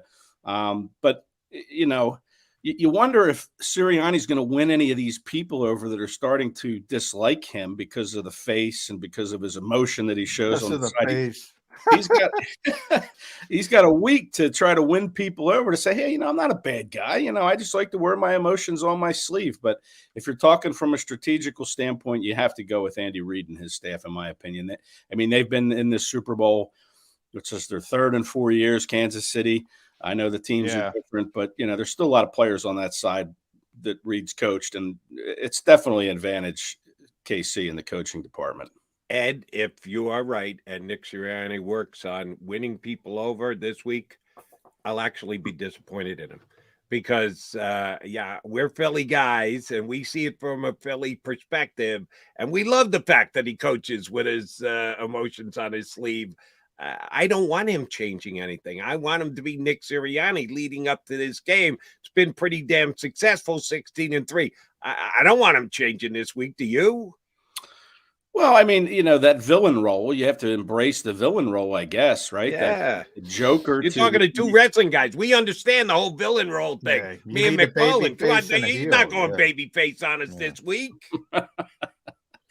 Yeah, listen, you're right. I don't want him to change, but, there's more to Nick Sirianni than what you see on a sideline with a camera in his face every week. Maybe he'll show that side and earn some sympathetic votes in his favor, so to speak. I don't know. You don't want him to change. You want him to be himself, but at the same time, there's a lot more to him than what the nation sees every Sunday. Well, Nick is the nicest guy in the world, but is it just is it just a new age way of coaching, showing the emotion? You go back, I always bring up Tom Landry with the suit on, or Bud Grant, and he's so stoic. That was supposed to be how you were as an NFL head coach. And all of a sudden you got Nick acting, as Mike Missanelli said, Harry High School at times. Is that just the way the new age of the NFL is going. Well, I mean, who are some other new age coaches that you can compare him Mike to? McDaniel's a goofball. He's a goofball. Yeah. Some of the young, other guys, some of the other young coaches, Tone chimes in. Sean McVay's very animated, maybe not to the degree of Nick, but that's true. I mean, a little bit. We still remember Tom Coughlin too when he was on the sidelines. He was very animated. A lot of people didn't like him for his animation and his, his red face and his, the look that he put out there too. So, I don't know if it's a new age thing or it's just kind of been there all along, and we're paying more attention to it now because it's a coach in Philadelphia who's doing this. I mean, Peterson wasn't like that, right? I mean, he was pretty. Just staring at his he comes from Andy's, yeah. Kevin O'Connell, he's another guy who cheers when his team scores. Younger guy, I don't know. I don't have a problem with it. If you don't want somebody to cheer, to me, it's always been pretty easy. Don't let them score. Coach can't cheer, player can't cheer, can't dance, can't celebrate. Stop it. It's so hard. Listen, I do a little coaching in wrestling, high school wrestling. And when your guys are out there and, it's an emotional match and a heated match, it's hard not to get excited. And I would hate to see a picture of me, when my guys are out there too, because I can get pretty emotional. And I just think it's the nature of the business, and people handle it differently. Nick handles it one way. Maybe it's that Italian heritage. And other coaches, not so much. They keep it buttoned up. By the way, Jody, I have given Ed some excellent coaching advice during the year as he coaches his wrestling kids. Can you confirm that, Ed Kratz? Yeah, yes. It's the 5 core principles: accountability, connecting, competing. The same thing that we hear from Nick and his charge. Thinking parroting Nick Sirianni is going to help your wrestlers. It works in all frames of coaching, Jody. Okay. Starts with connection. Yeah, we just won the district team tournament for the first time in school history. I don't want to take credit for that, but I'm going to take credrit for that because when you're giving your championship acceptance speech at the end of the year, will you be referencing John McMullen and Nick Sirianni, helping you get to where you needed to be as a coach, Ed Kratz? Yeah, I'm gonna need a video of that. Thank you. Yeah, I'd like to stay in the background. I'm just consulting. Yeah. I need you to consult on a prediction for me for this game, Ed Kratz. Who will be the Philadelphia Eagles' leading rusher in Super Bowl 57? Ooh. So I guess my choices are Hurts, Sanders, and Gainwell, right? It could be Devontae Smith on a jet sweep going 97 yards. Yeah, I'm not counting out anybody. I don't know about that one. I'm just trying to give you. I know. Give me another option here. Option D. Could be Boston Scott. Miles sprains an ankle. Boston Scott goes in, and who knows? Who knows? Listen, I think the way Kenny Gainwell's playing in these first 2 playoff games, it would be hard not to say Kenny Gainwell. Although I do think the Eagles are really going to try to get Miles involved against this defense. I'm going to go Kenny Gainwell. I like the way he's playing. It almost seems like there's already a transition in place for next season with Gainwell taking over as the lead back, because I'm not sure Sanders will be back. And maybe we've seen some of that, whether it's conscious or not. Gainwell's really taken a big step forward here, and I'm going with Playoff Kenny, as he likes to be called. He gave himself that nickname. Playoff Kenny. Playoff Lenny, Playoff Kenny. Playoff Kenny. Yeah. So I'll go Playoff Kenny just based on what he's shown so far. Now, didn't really work for Playoff Lenny this year. He didn't do much for the Bucs in their playoff game, so not sure Kenny should go there. I'm kind of torn on Kenny Gainwell, Ed, for this reason. He's played great, but the personality of the game, it was blowout.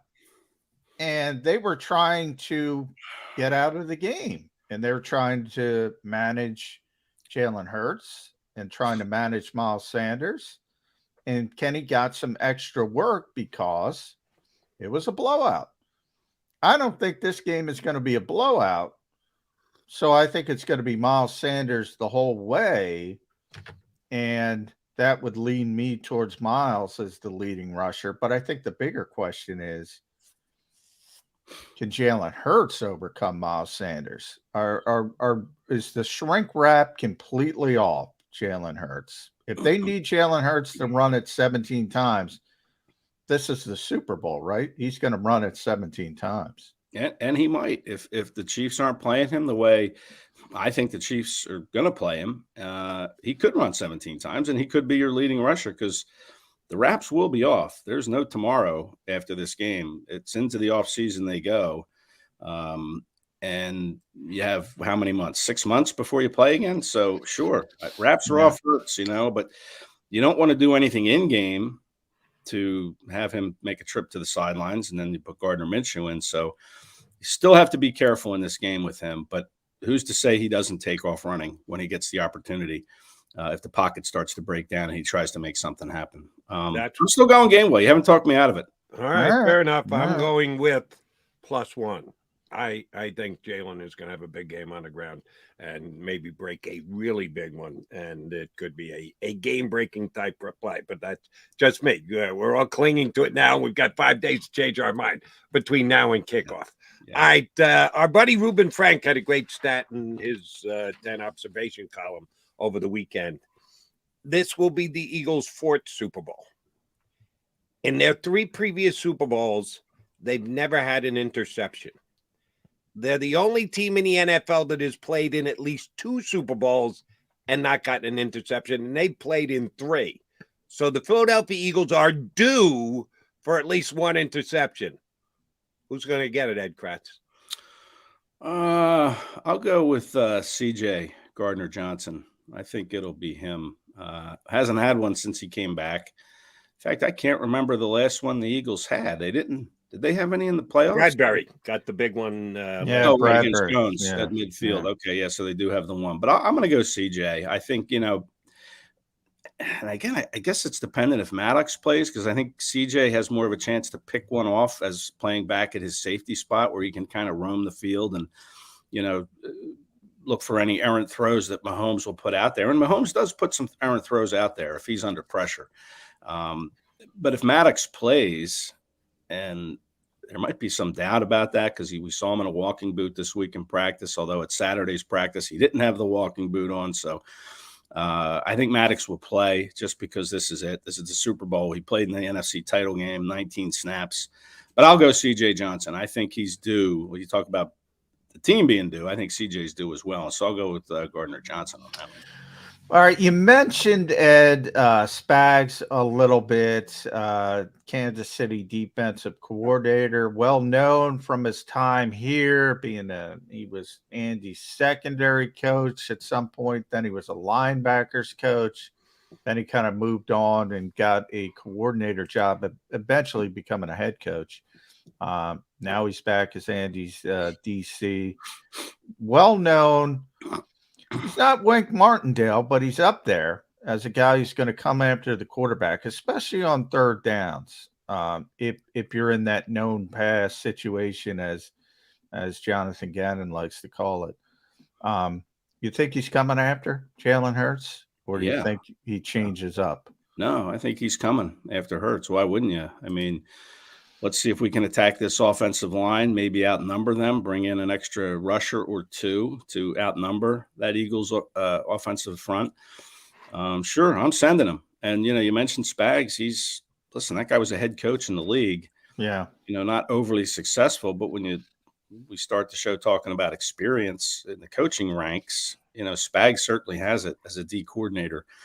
And, I think, he might be able to do some things that will affect Jalen Hurts, and I think one of them is to bring pressure, especially up the middle. The Eagles have been pretty good at sealing up that middle, with Kelsey, Spagnuolo, and Dickerson.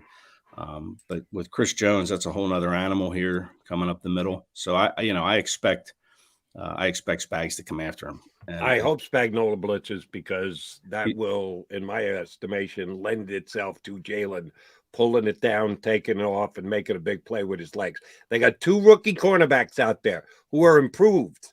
I thought they played Cincinnati real well in the AFC Championship game. He got the best triumvirate of receivers in the NFL, and Burrow did not break out and win that game. I thought the young cornerbacks played well, but they're still young, and they could get caught with their back turned with Jalen running up behind them, which could lend itself to a 25 or 30-yard run. So I hope Spagnuolo does blitz because I think Hurts will handle it well. I want to talk about the other side of the ball for Kansas City, and that's their offensive line.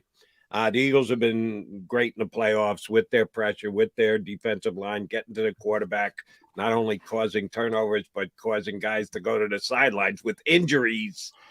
Not going to be as easy this time. Kansas City's got one of the better offensive line. We're spoiled here in Philadelphia because the Eagles have the best offensive line in football. Kansas City's offensive line is pretty damn good, Ed. Yeah, it starts in the middle, right? Where probably most offensive lines should start if you want to be top of the line, so to speak. Creed Humphrey, a kid that, listen, when the Eagles took Landon Dickerson in that draft, I thought Creed Humphrey was sitting there. And if you wanted a healthy center, because Dickerson came in off the ACL, but I thought, he would have been I thought he was going to be a better pick than Dickerson. And, Dickerson's really good, but Creed Humphrey's really good too. So, that offensive line is, that's where it starts is in the middle, and then it branches out from there.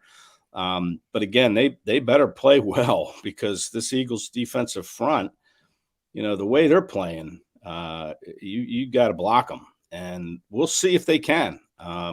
I think it's an advantage Eagles. If you look at the offensive line for the Chiefs versus the defensive line for the Eagles, I go with an advantage Eagles, no matter how good that line is, because this defensive front is historic, 78 sacks when you factor in the 2 playoff games.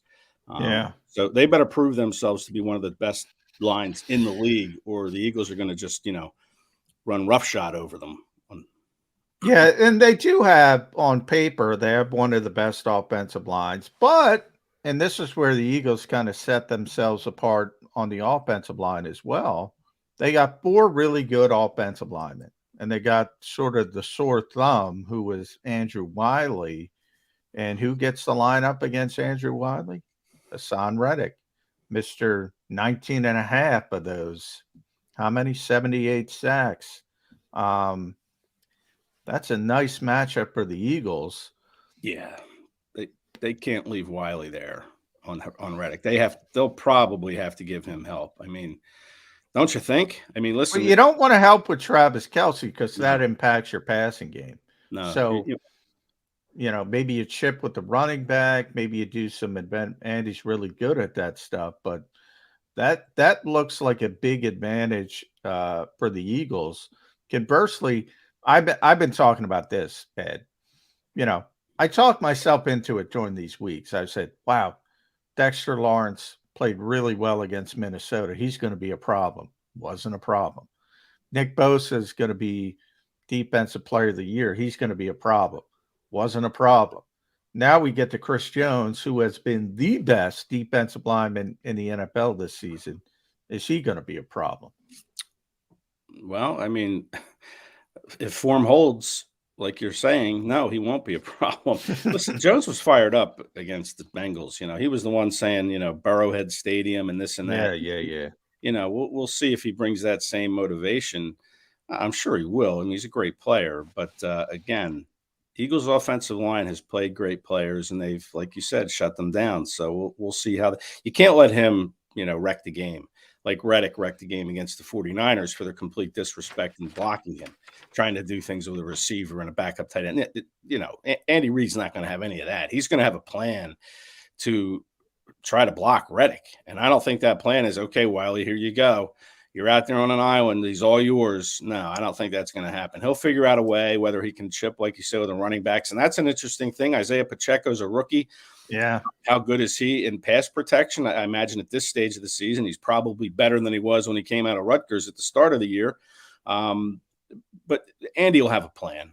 Those guys in Eric Bieniemy, they'll have a plan to block Reddick. If they don't, it's going to be a foolish game plan because Reddick can wreck the game. We saw it. We've seen it many times this year. He did last weekend. Purdy has done it a lot, as you correctly stated.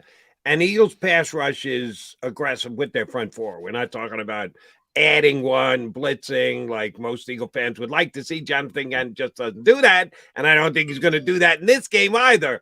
But they do come hard, and they do come outside. Are you running a risk with that? Because Patrick Mahomes might be the best off-schedule, outside the pocket, created on the fly type quarterback. Do you think the Eagles blitz will have any kind of mush rush characteristics to it to try and keep Mahomes in the pocket rather than let him get outside and start to create some magic? Well, that could be kind of an in-game type of feel situation for JG and his staff. I mean, we don't know how healthy Mahomes will be. I'm assuming he'll be closer to 100% with that ankle that has bothered him the last couple of weeks. I don't think he'll be 100%, but if he's close and he's able to move and get outside and do things on a consistent basis, then yeah, you might see an in-game adjustment. But I think it's going to be a feeling out process. I think the Eagles are going to play it straight up, and they're going to see what Mahomes can do physically before they decide to make any decisions on whether we should mush rush, blitz, or play our ends straight up rather than having them cut inside and leaving the outside exposed. And if they do, then you have to make sure Kaiser White is running down the quarterback if he has to. I mean, I thought Kaiser White played really well, by the way, against the Niners. He did a good job against Christian McCaffrey coming out of the backfield. He tripped them up on one play on a little pass over the middle that probably would have gone for a touchdown if Kaiser's not running behind him and trips him at the feet. But yeah, I think the Eagles will play it straight up initially, see where Mahomes is physically, and then adjust in game if need be. Boy, my advice to Eagles fans, and I've said it, and I'm going to say it to Seth on the post-game show, pre-game show for JAKIB Media, is just put the blitz in the back pocket against Patrick Mahomes. Stop talking about it for a week. Then you can start talking about it again week 1 of next year. This guy's going to kill you if you blitz. He's going to kill you. Healthy or not, you're playing into his hands. Right. To me, it's got to be, all right, 78 sacks, go get home like you've gotten home all year. Why change at this point against the best quarterback in football? Yeah, and they have the horses to do it, right? I mean, we're talking about Reddick, but Josh Sweat is a danger on the other side too. Yeah. And you have that interior. Hargrave has 12 sacks this season. Cox had 7, I think it was. I mean, 8 for Bletch. Don't Fletch. downgrade Bletch. Yeah. They'll let you know about it if you do. But yeah, the Eagles, they got the horses to do it. They don't have to blitz. They can play it straight up. If they're not getting home, then maybe you blitz them, a time or two in the game. But we'll see where Mahomes is physically with that ankle too before any hard decisions are made. All right, Eddie. The first thing we talked about when we punched you up today was Ed Kratz going shorts in Arizona. He's ready to don the shorts, get out there to Arizona, put the shorts on. Unlike the last time he was in the Super Bowl in the Mall of America in Minnesota because it was 9 below outside. It was just 5 years ago that the Eagles were in the Super Bowl, but there's 2 ways to look at it. Either though that was a long time ago, if you want to go in comparison to the Chiefs who were just there 2 years ago, so it really shouldn't matter. It really shouldn't have an effect. Or you could look at the Chiefs prior to Andy Reid showing up. 50 years between Super Bowl appearances. They hadn't been there for 50 years, and now they've been back for the 3rd time in the last 4 years. There's a handful of guys on this Eagle team that were part of that 2017 team. Yeah, guys like McDonald and McMullen and Kratz are trying to compare the 2 teams and how do they match up, and is it a better Fletcher Cox now than it was 5 years ago, and Jason Kelsey? Is that going to be part of the conversation when the Eagles are in doing their work, getting ready, getting prepped, just hanging out with each other, not in front of media-ites? Do you think that is part of the conversation, or can they just narrow focus and keep this one task, one game in mind and not be affected by anything that has happened previously? Well, a lot of the young guys, like I talked to Jordan Davis on Saturday, and I've talked to Kobe Dean, and the older guys, the guys like the 4 you mentioned, Cox, Graham, Kelsey, and Johnson, who've been there, they've already kind of talked to them about the experience and the distractions that are going to be out there. and enjoy the moment, but you also have to do your work too. So you can't get too caught up in what's taking place. But they've already had that conversation with these young guys, and they seem like, they've learned the lesson, but until you get there and you experience it, it's two different things.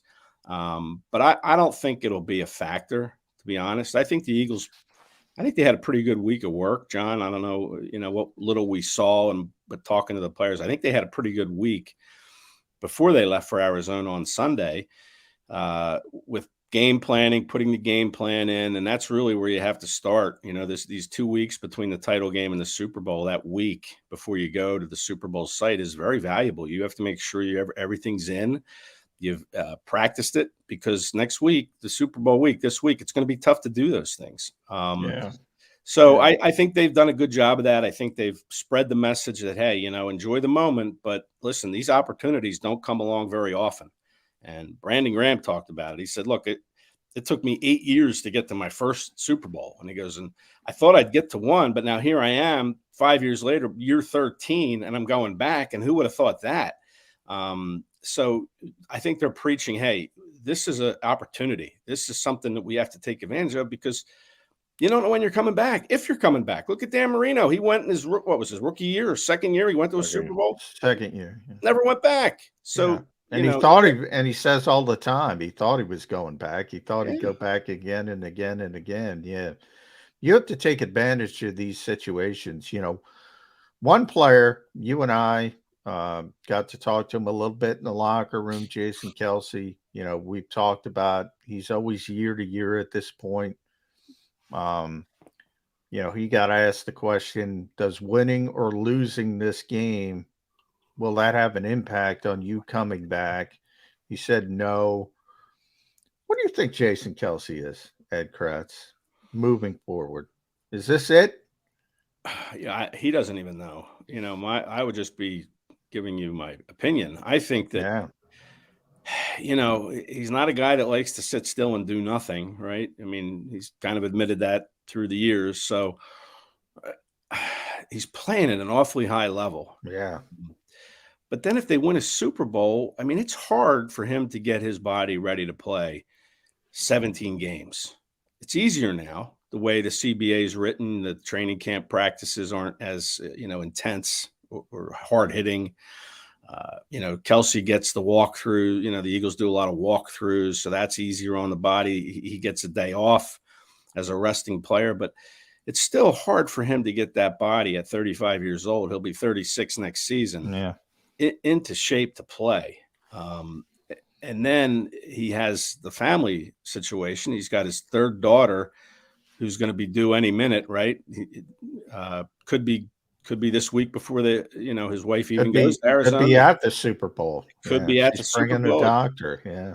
Yeah. I mean, he's reached out to Zach Ertz, right, about who his baby doc was when Julie and Zach Ertz had their baby boy back in August. So to answer your question, I think if the Eagles win it all, I don't think he's coming back. I think he'll go out on top. But he said whatever happens in the Super Bowl won't impact his decision. So that's just my opinion. I think it's just so hard for him to play and get his body ready week in and week out. I mean, this guy's made 140 straight starts. This will be his 140th straight start. That's amazing. 5 Pro Bowls. Does he want to try to come back and make it a 6th Pro Bowl to tie? I think it's Dwight Stevens for the most ever by a center in NFL history. He's really close to passing David Akers in most games played. I think he's 12 behind Akers in the most games played in Eagles history. These are all goals that, maybe he wants to say, hey, let's take a run at them. I'll get my body ready to play one more year. But I just have a hard time seeing it. I really do. I think he'll probably step away. And, oh, by the way, Ed Kratz will ask him that Sunday after the game, and they'll ask him again at the parade, and he's not going to make his mind up on this for months. I guarantee you. He'll give the Eagles a clue and let Howie know what he's probably going to do. Oh, yeah, he'll let the Eagles know. Yeah, but he will not be making any public statement to either of these two fine reporters who seem to have a good relationship with him. No, that's going to be state secret level information. And by the way, the Eagles drafted Cam Jurgens for a reason. They drafted Landon Dickerson for a reason the year before. You know, Jason keeps giving the Eagles a heads up, like I'm at the end. But then he keeps coming back. And the Eagles don't mind. I mean, No. listen, you know, Cam Jurgens, if Kelsey comes back, he might end up being your right guard because Siamalu's we don't talk enough about Isaac Siamalu and his free agent status, but you know, Isaac, I think, is gone. I think some team's going to pay him a lot of money, like the Lions paid Halapoulivaati Vaitai after that Super Bowl. So I think if Kelsey comes back, then Cam could be your right guard next year. All right, Eddie K, it is the last time we'll have you on before the game. You're going to be busy running around in shorts, showing off those wrestling thighs out there in Arizona. So we're not going to get a chance to get you to get on the record about this game. Here's how I'm asking my final question. Same way I asked Johnny Mack on CBS Sports last night. If the Eagles are to win this Super Bowl, the element of the game, the aspect of the game that they must win, must come out on the right side of would be what? What do the Eagles most specifically have to do to be victorious in Super Bowl 57? I'll say they have to run the ball, probably. I mean, they've done a good job in the 2 playoff games. I think they need to run the ball. I mean, you know, this offense of the Chiefs is very dangerous with Kelsey and Mahomes. I don't think a whole lot of their weapons on the outside, but it's still a dangerous offense. So to kind of combat that, the Eagles are going to have to control the clock, control the pace, control the football. And the best way to do that, of course, is a good running game. So I think they're going to need to run for over 110 yards, let's say 120 yards maybe, to win this football game. And that's, to me, the key for them to win the game. And I think they will be able to do that. At Kratz E on Twitter, follow him. He's going to be in Phoenix tomorrow. Going to update you from there each and every day. SI.com/NFL/Eagles. I'll turn Jody's question around. How do they lose the game? If they lose the game, what does Kansas City have to do? Well, Kansas City has to control Hurts. I think they probably have to get a turnover or two. The Eagles are very good at taking care of the football, but on a big stage, you don't know how that's going to play out. But I think they have to control Hurts because Hurts has some obviously great weapons in Brown and Smith and Goddard. And if you're not pressuring Hurts or, you know, making him make quick decisions that he might not want to make, it's going to be tough. And so I think controlling Hurts obviously is the key for the Kansas City defense and trying to get a turnover from him, if not 2. Yeah, I don't think he's turning it over. I think it's a +1 is a big plus for the Eagles come Sunday. Eddie Kratz, safe flight out to Arizona. We appreciate your leading all the way up to the Super Bowl with us all year. Oh, we're going to call you after the Super Bowl is over and done with. You got that figured out, right? You know we're going to continue to call you and put you up, right? Yeah. I have a big question mark on my calendar for every day that, you know, wondering which day it will be so I can pencil it in. But you think McMullen's giving you wrestling advice, coaching advice because he likes you? No, he knows he wants to continue to ask you. I got to give my wisdom out, Jody. I have to do it. It's tough to keep that bottled up. I know. Yeah. Eddie, good stuff. Always a pleasure, bud. Thank you much. Thanks, guys. Enjoy Arizona. Yeah, thanks. Thanks, Ed. Ed Kratz will be on with us next week after the Eagles and the Chiefs play in Super Bowl 57. Victorious celebration thereafter. A what the hell happened appearance by Ed Kratz next week. Who knows? We got to get to Sunday first. We got to come back and put a bow on the show. McMullen, McDonald, Birds 365. Post-game show with Seth Joyner. I knew that they had a running game. Derek Gunn. He has put in the effort. Devin Caney. Had we not won the Super Bowl, what would we be saying? And Mike Missanelli. Well, you know who Philly is. Post-game, now streaming on the 6ABC family of apps.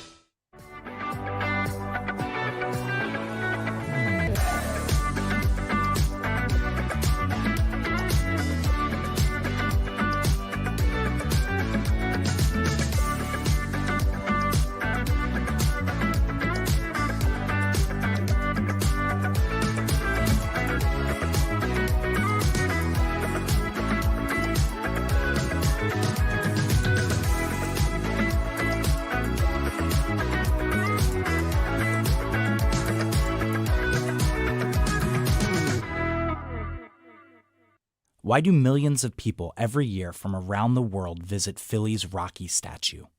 You want to tell me the sky is burgundy with green stripes and yellow polka dots? I'll meet you on that. But you're never going to convince me Rocky is anything other than the pure greatness that it is. Never going to happen. Join me, Paul Farber, for WHYY's The Statue.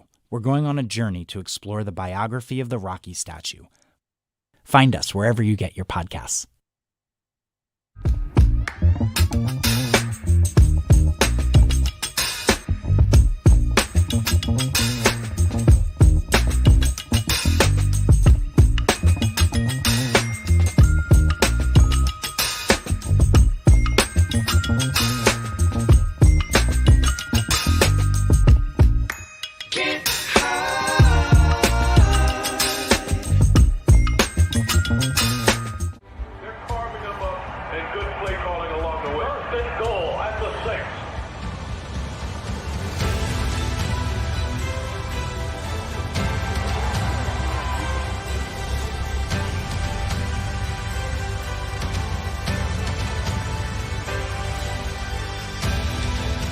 Field of life, First Trust Bank is there for you.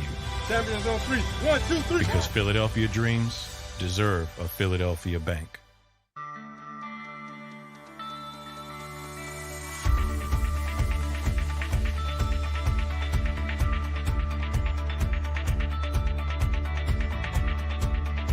Hi, I'm Jim Muehlbronner, Managing Partner at Del Valle Insurance Group.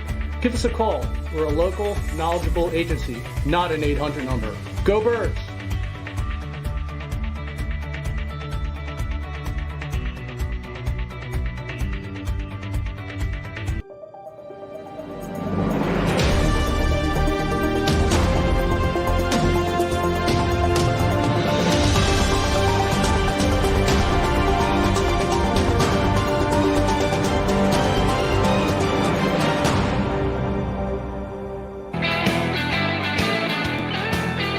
Johnny Mac doing Young Birds 365, running out of time.